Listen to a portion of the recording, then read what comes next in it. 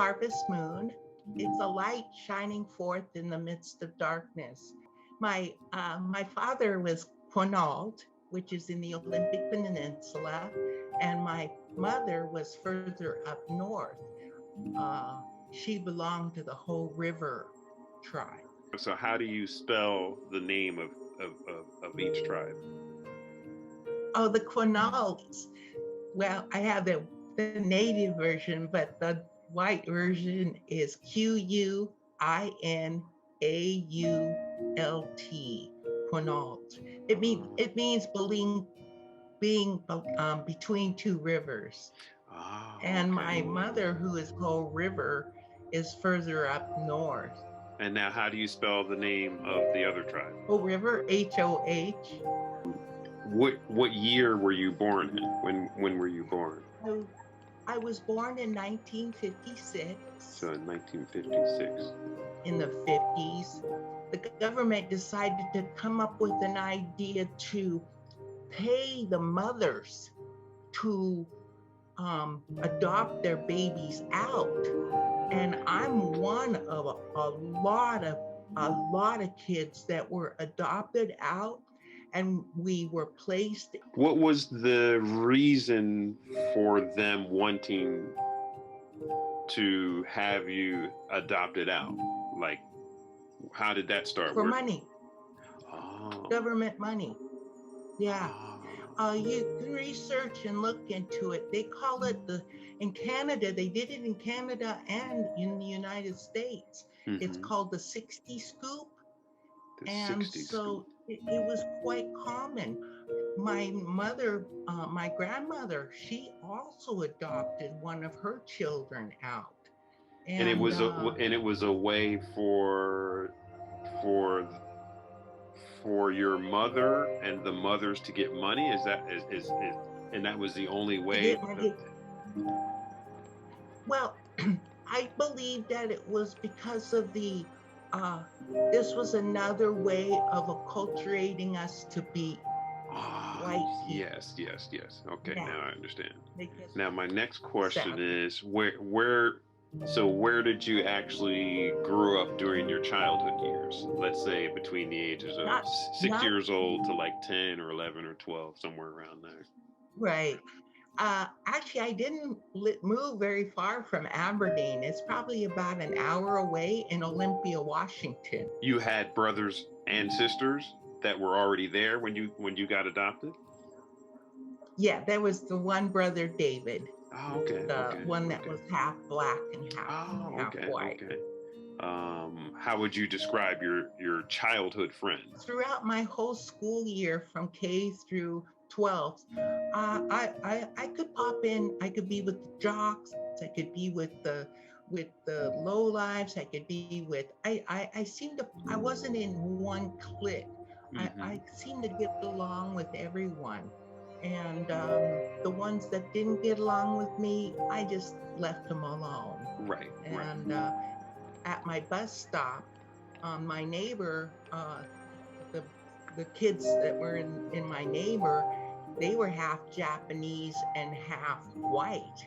And then across the street, the other kids that came up at the bus stop were half Mexicans and half white. But the rest of the school was all white. First Indian family was in middle school that I met. I didn't really meet him. I just seen him in the hallway. We didn't know each other, but that was the first time I ever seen another Indian family. Mm-hmm. And then I went to Olympia High School, and there was a few more natives, but not very many. And the ones that you would mostly play with were all different colors. There was like one was the CEO, her daddy was the CEO. And do you remember like any of the different childhood games that you would play with your friends, or anything that you guys really did for fun, just with your friends in the neighborhood? Oh, like I said, I was a princess, and my family was a great representation of that. So being in Bluebirds and 4-H and everything, I had friends come over. I raised cows and and we and had sleepovers and slumber parties and it was just a tip. In fact, I really didn't never really felt any discrimination as a little Indian girl. Right, It right. wasn't until I got older that I seen and witnessed the true discrimination. And can you describe what Bluebirds was? What is Bluebirds? Oh, Bluebirds is before you become a campfire. Before Oh, you become a campfire, it's kind of like Girl Scouts okay, or okay, okay, brownies. okay, Yeah, yeah. okay, And okay. So, 4-H taught me how to give lectures and okay, very, very yeah, interesting. everything that my parents did for me was a foundation to have for me as an adult. Hmm. And I would not be where I am today if it wasn't for them. And I love them dearly. What would you say is your earliest memory of someone either pointing out to you or treating you bad because they viewed you as a person of color or an Indian or a Native American and compared that to a white person or a white American? In my second grade, uh, I knew I was going to throw up, and I kept raising my hand because you had to ask permission to, go to the lavatory. Hmm. And she wouldn't call on me. And I was raising my hand and raising my hand, and she wouldn't call me. And finally, I just threw up on the desk. And then she yanked me up and said to the whole classroom, "Look at this Indian. Doesn't even know when to go to the restroom and throw up, you know." Wow. And it was I had, as all teachers, there's good ones and there's bad ones. Hmm. And the bad ones were really bad and the good ones were really good, because some of my best friends to this day are the good teachers. Hmm. They knew I was going to be a light shining forth, Right, but the right. bad ones were bad. Hmm. Uh, Learn to have non-natives with me. If I do something, like if I'm processing bark in a state park by myself, the park ranger will harass me and kick me out. But if I Oh. have a non-native, I always took somebody with me that was non-native with me to help me. And as long as I have a non-native with me, those park rangers just drove by and didn't say a thing, you know. Wow. And so When you say non-native, that just means regular white American, or it could just mean when you say it non-native. means white people. Oh, okay, okay. What would be like some of like your earliest memory of like? Do you remember anything that stood out like when you were little? Potlatches, And what does and that they mean? were they potlatches were actually they were against the law. You could get thrown in jail having a potlatch. A potlatch was used for weddings or birth of a child or death or it's just a celebration where they Mm-hmm. gather, like at the end of the salmon season, they would, Mm-hmm. And they have actually made who made it against the law? How did that happen? Like, the government. The government made it against the law because we were having too much fun, and they didn't understand it, and they just kind of figured if they rip our culture and everything that we did, it would make us more civilized. mm-hmm. It was not what I expected. Mm-hmm. And Yeah. then when you And think, go ahead. I came out with 3 scholarships. I was going to be a midwife. I was, I it went through that very well. It wasn't until, like you mentioned earlier, it's the later years, Mm-hmm. recently, when I'm up at Lake Quinault, which is where my people are from. that's where I got the most brutal discrimination. I worked for the Quinault Lodge, and the people would deliberately, you know, they hated me. I have three reasons why people hate me. Not only am I Native American, I'm a woman, and I have brains. I have brains. And when I realized when I had brains that the brain part, may I say, pissed them off more than ever. That's the other thing. Once I opened up my adoption papers and I started going and seeing my Quinault tribe, I was horrified.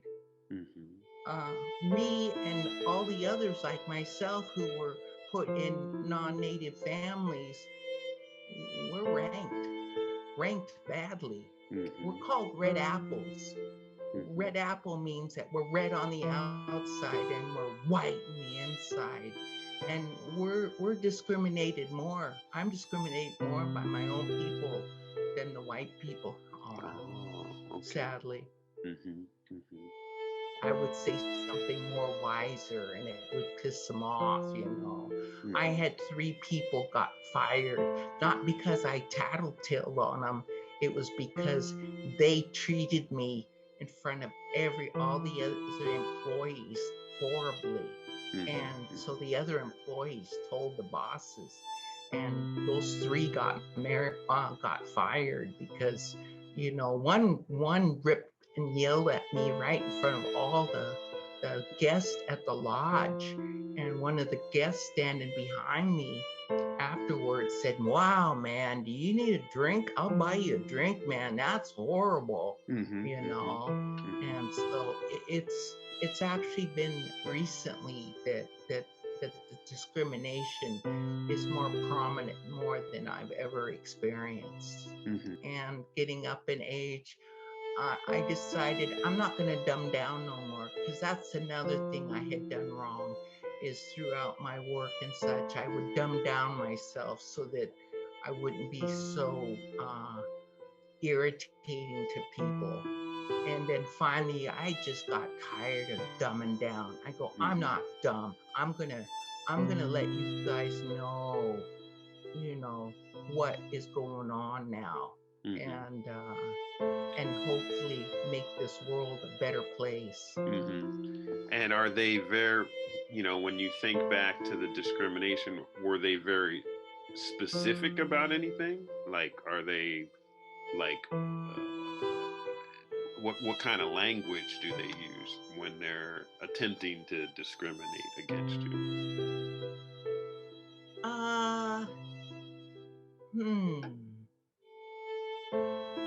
It's hard to say because they weren't in a discriminating, as you would think, oh, you dirty, right, dirty poor Indian or anything.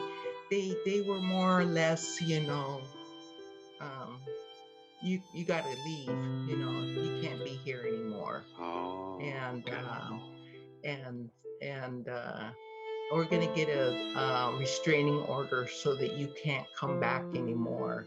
And same with teachers. When I was an artist in residency and I was there for a week, the teachers would get real mad at me because the students would go home and tell their parents, when the parents go, "What'd you learn at school today?" And usually the kids would go, "Oh, nothing," But when I was there, they went home and told their parents everything I said that day. Really? And the teachers got real mad. And like, for example, every artist in residency I did, the secretary would follow me into the supply room because I was putting my purse in there, while I was working. She would follow me in there to make sure I wasn't going to steal anything. And kindergartners, first graders, and second graders, they loved me so much that when I was there for an hour and was leaving, those guys are cuddlers. And they would all give me a hug. "Oh, bye, Harvest Moon. Bye, love you." And my assistant, who was non-native, see, I carry a non-native with me. When we went to the lunchroom, there at our place where we ate lunch every day was a sign that says, "Do not hug." They told me about that I was hugging the children too much. That I Now, was, and how do you see, this is the last question, and when you look back at your life, growing up and into your work life, how do you see the future when it comes to people of color, and what do you see the future, how do you see the future? I it's difficult to say because with this cootie germ, the COVID Hmm. and the isolation, you know, I'm considered uh, a well wise elder. And when everybody went into seclusion, I thought, oh boy, these people are going to have to sit in their house and look in the mirror and see who they really are. And I was so shocked because I thought, what it's going to be like when they come back out. I wasn't expecting the riots. I Hmm. really wasn't. But Hmm. I was afterwards. I go, oh, it's to no surprise. There would be Right. riots, Hmm. and so this day and age, it's gotten a little twist to it. And I was hoping that people would be in isolation and because people they're afraid to see themselves. And Hmm. I'm not a hide behind my mask person. I am who you see I am. Right. And Hmm. so I'm I'm hoping that through this that with the help with these type of learning and people sitting home and being able to watch and absorb and read these books, that hey, there'll be at least a light shining forth in their heart, and that they will teach their children. I hope people who get a chance to see this and hear this, I hope that they understand that I have no is I'm not good at animosity. I Right. don't have any grudges or anything what had happened in my past. In fact, it actually makes me stronger Hmm. and shine even more. You can just Google Harvest Moon storyteller. I'm also on Facebook. You can actually kind of see all the different things that I've accomplished in my life. Wow. And it's all because of my German mother and my Polish father and the family and my aunts and uncles and cousins who who I grew up with and Mhm. and gave me this opportunity.